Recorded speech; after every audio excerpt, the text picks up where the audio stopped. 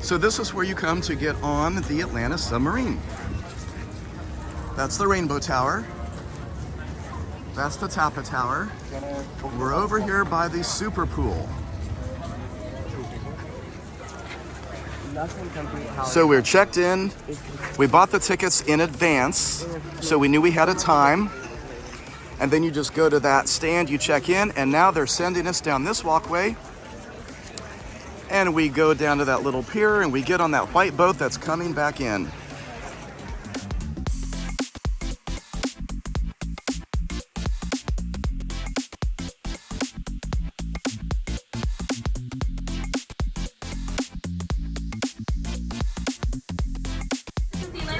The shuttle boat that's going to take you out to the submarine. The sub is about a mile offshore right now, and it is underwater, so we can't see it from here. But once we get close, we're going to be able to watch it surface. So to board this boat and the submarine, we're going to be using this ramp right here that's attached to this boat. It is constantly moving, and it weighs about 150 pounds. You kind of see that skirting that's lifted up on the edge. So I want you guys to approach that and step up over top of that. That way your toe doesn't get... Welcome aboard. Welcome aboard. Thank you. Welcome aboard.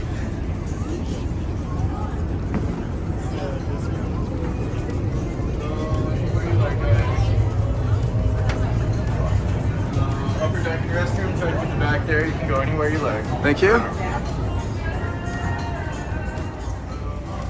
Oh, that was cool. Whoa.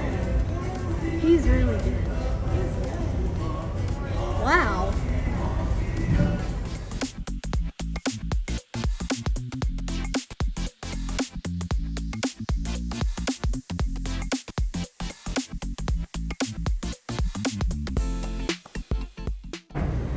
So what happens next is a big bumpy U-turn. So this will be the bumpiest part of the ride. If you guys want to hold on and grab a seat, that's a good idea.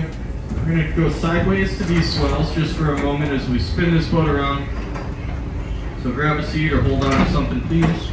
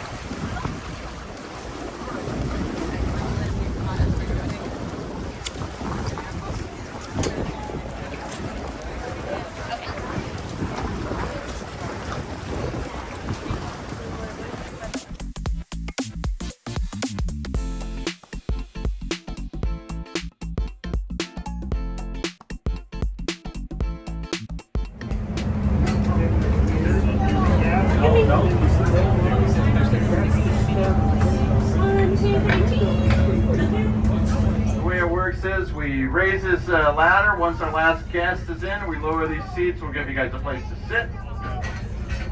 My name is Stu Steele. I'm going to narrate this dive and instruct this pilot, Steven. He's one of our training pilots. We're just waiting on his Coast Guard license, but he still needs somebody in here. And I got Jason Quinn in the back. And he's like a second pilot. He just keeps and the pilot up front here occupies the first like 3 feet of the submarine, so it's real hard for him to tell what the back is doing. But that's where Jason Quinn comes. Yeah, so right now we're 4 feet underwater. 4-0, go investing in dive. Copy, 4-0, opening mids now. Dive, dive, dive.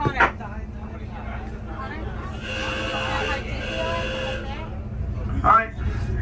First set of artificial reefs coming up here on the starboard side.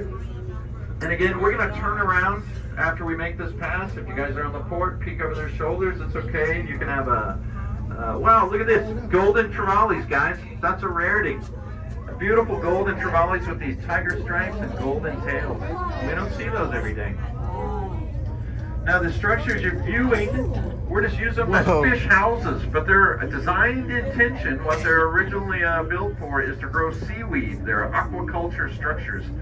Now Hawaiian water is too warm and too salty, so too high of a salinity, too high a temperature to grow seaweed. We got seaweed here, but it's not what you would expect. Like when we eat the sashimi that's seasoned, it's called trevally, and believe it or not, they're the predators. And when they reach maturity, we refer to them as ulua. You know, we like to eat the papio. We like to fight the ulua.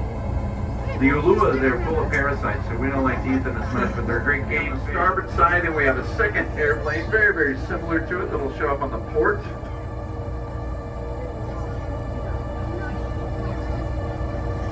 And check out our depth gauge. We're 4 feet from 100 at 96 feet. And typically we'll set the old sub on the bottom here.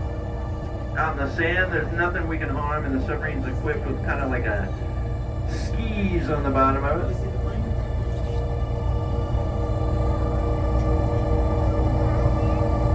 All right, there you go, gang. 104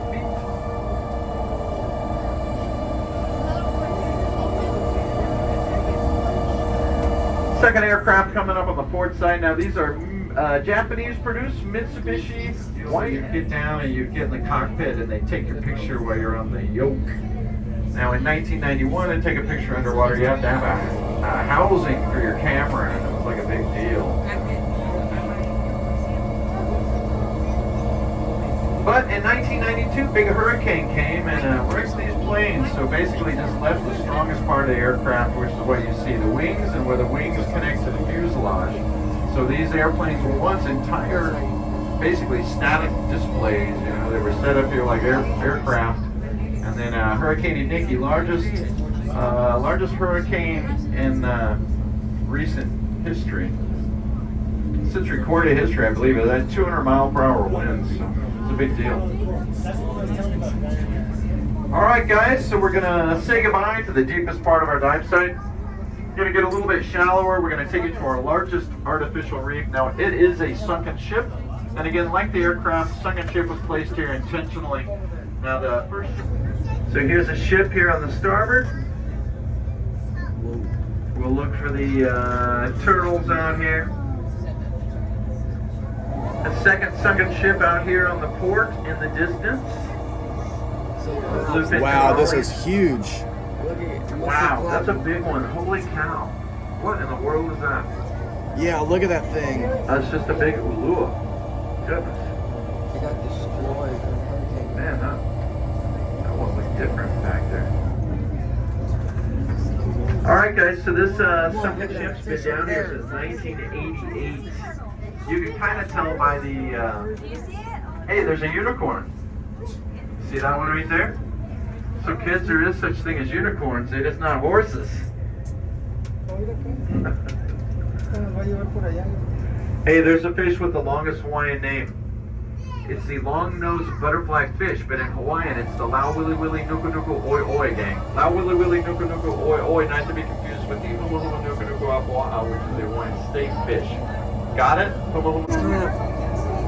Oh, wow. A young man back here just asked me if that was a boy turtle or a girl, and I can say without question that was a female. It's like a mutual beneficial relationship that it has with these small reef fish. It comes down here as the small reef fish eat the algae and sea growth on its shell.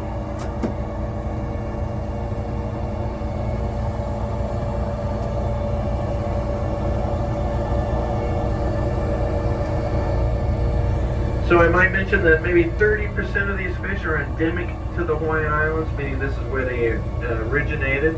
Like, see this large school of blue striped snapper here. These guys are Tahitian import. They came from Tahiti. We're down here, and like I said, the seawater's filtered out the sunlight. So a lot of this coral, if you take it to the surface, it does have those vivid colors, right? But down here, it's just all kind of washed out. Our sister submarine on Maui, they got a light. Their submarine is equipped with spotlights, and as they go by the coral, they turn the lights on, and you can actually see the coral color.